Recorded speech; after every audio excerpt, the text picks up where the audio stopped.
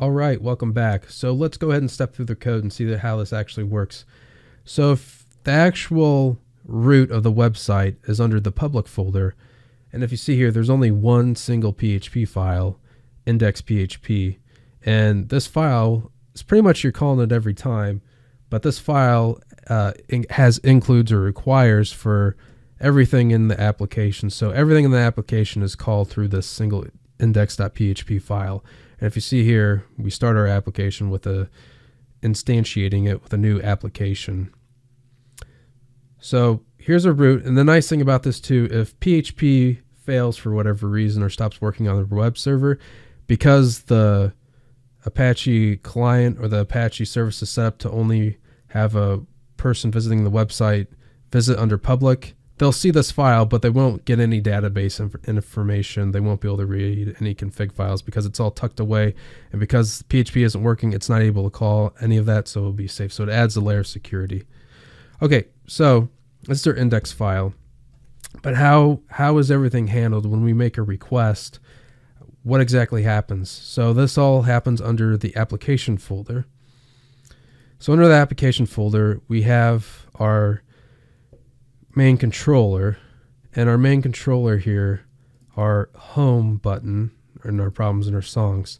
But beyond that, our application here, and our parent class here, because what happens here is we extend the application class or the controller class with home problems to the other controllers. But our application here, this is the heart of it. This is what index.php in the public folder calls.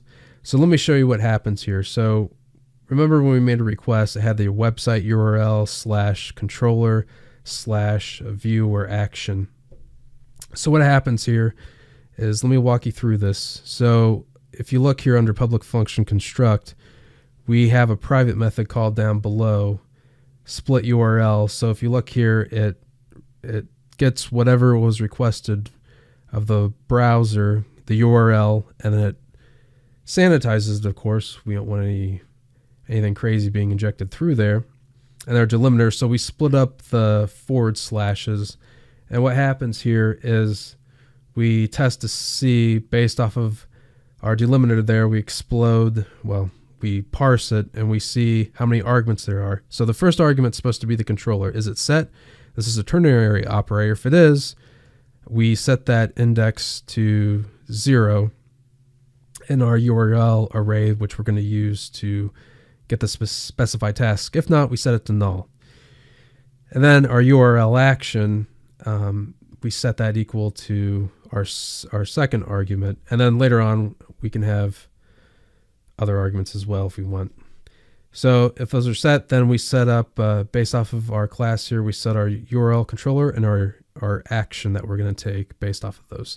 And once that, we unset it. But anyway, even those are unset, our controller and our action will be set up, and then we set those into our array values, our URL params, array values, and then we configure everything like that. Okay, so up here, back up at the top, once we do that, we check, this just checks if there's even a controller available in there, if it's not null. Because if this was set to null, it would just go down to else if. So if it is, this reads if there's no controller, then it just loads the home page by default. So new home, and then just calls the index.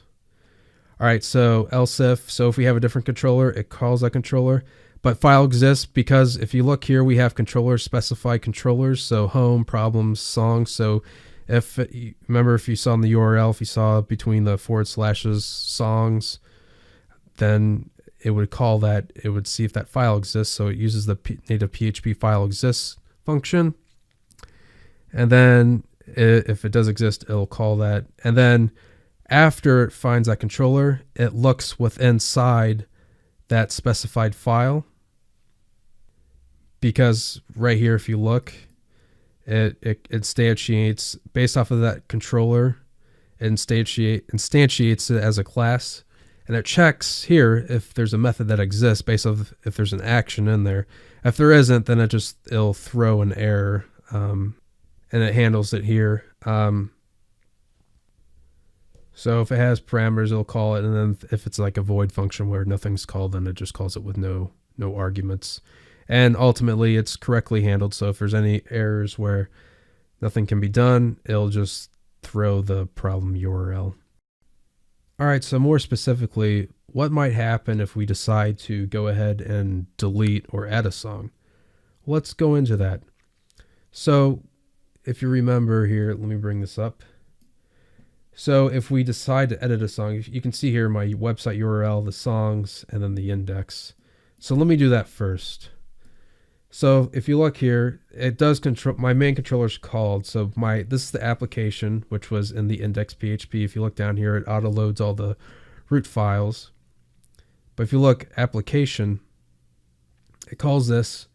So down here, we split our URL. We saw that we had our first argument. So we have just our base root URL, and then we have our first argument, or argument 0, based off of, because we start 0, 1, 2, 3 when we do an array, songs, and then index.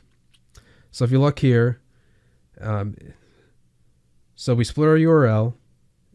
We skip this because we do have a controller that's set up. So we go down, file exists. If you look, the songs controller, songs file exists under controller. So that passes. So we require the app controller / the name of that, and we add the extension, because if you look here, we just have songs, we don't have songs.php. So it does that and concatenates a string, call songs.php. It instantiates that class. Under here, it instantiates this because it says class songs extended controller. So we set that up, and what we do here is we check to see if the methods exist here. So we call index, and we're just calling index here. So you see public function index. It requires the templates, the header view. So that's the top. That includes all the header information, any kind of CSS files or anything like that, or the meat of the page, whatever information. So in this case, the index PHP.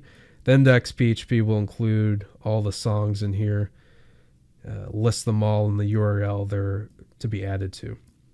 And then we have our footer, of course. So that's one example. So what happens when we click edit? So if we click edit, what happens here is, so if we click edit, what pretty much happens is exactly what happened before, except this time when we click edit, watch here. So we'll still have songs, but instead of index, it's going to read edit. So edit song, and then you have a 22 here as a argument inside your URL. So let's see what this does. So in here, URL controller, so method exists. So it called here, it would be this argument, edit songs. So does edit songs exist? So controller, so pick that, does it exist? This is the class, and then this is the action to check if the method exists.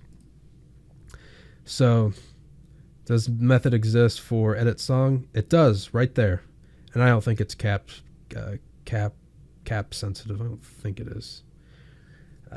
So it checks, and if there's any parameters. So this URL, does it have any parameters? So yes, it does. So if you look here, the song ID. So song ID, don't worry about this. That's what gets passed into it. And then if it's set, then it gets that song. So this model gets song ID. Otherwise, it'll go back to the original URL. So it does this. This is a call on the database.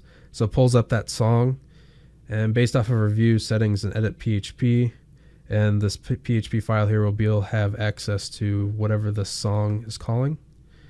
And it sets it up, and that's how we're able to edit this song here. So I can change when I update this, it'll update here when I show you. So under views, songs, edit.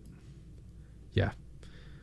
So based off of that, this is calling the song database. Because if you look here, this is song right here, and this edit.php has access to it because it's being called here.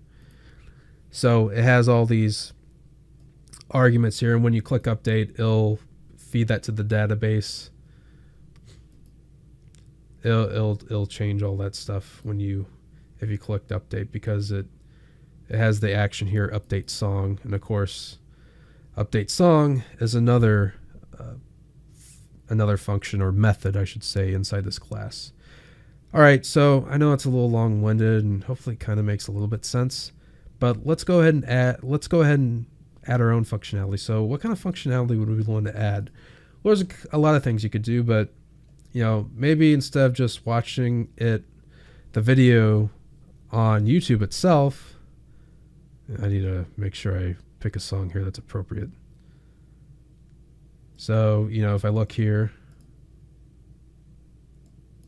so I can watch it on here.